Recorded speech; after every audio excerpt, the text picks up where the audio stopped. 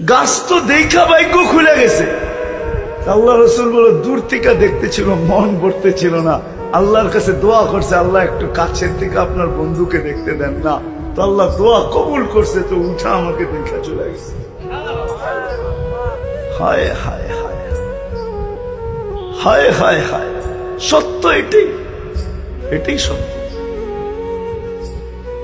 যদি দুনিয়ার পরিচয় চলতো তাহলে যে রসুলের হায় হায় ছোঁয়া লাগলে ভাগ্য খোলে, ইশারা পাইলে ভাগ্য খোলে, ছোঁয়া লাগলে ভাগ্য খোলে। এ তো হাতের ছোঁয়া না, পিঠের ছোঁয়া। আল্লাহ রসুল জুমা পড়াইতেন খেজুর গাছে টেক লাগা, মরা খেজুর গাছ। কে জানি কোত্থেকে আইসা প্রযুক্তি শিখা আইসা মেম্বর বানায় দিছেন। আল্লাহ রসুল মেম্বরে পা দিতে দেরি, খেজুর গাছ চিৎকার দিতে দেরি করে নাই।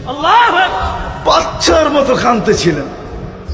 মসজিদে নববীতে সবাই তালাশ করতেছিল কে বাচ্চা নিয়ে আসছে, আর বাচ্চা কাঁদে কেন। আল্লাহ রসুল বলছে বাচ্চা কাঁদে নাই, কান লাগায় দেখে না খেজুর গাছ কাঁদতেছে। আল্লাহ রসুল নাইমা এসে সান্ত্বনা দিছে, কাঁদিস না। আমি মনে করি আমার মন বলে খেজুর গাছ শুধু কাঁদে নাই, সে অভিযোগও করতেছিল যে এই ব্যক্তি কোত্থেকে আসলো, সেই প্রযুক্তি কোত্থেকে শিখলো, সে কি করে জানলো যে মেম্বার বানানো যায়, সে বানায় দিল তো দিল কেন, আমাকে বঞ্চিত করলো তো করলো কেন, ওর সাথে আমার দুশ্মনীটা ছিল তো ছিল কি। সে মনে হয় বিলাপও করতেছিল। আল্লাহ রসুল সান্ত্বনা দিয়া বলছে তোকে জান্নাতে নিয়ে যাবো, তুই খেজুর দিবি আমি খাবো। তারপরে কান্না থামছে, এর আগে থামে না। পিঠের ছোঁয়া পাইনি।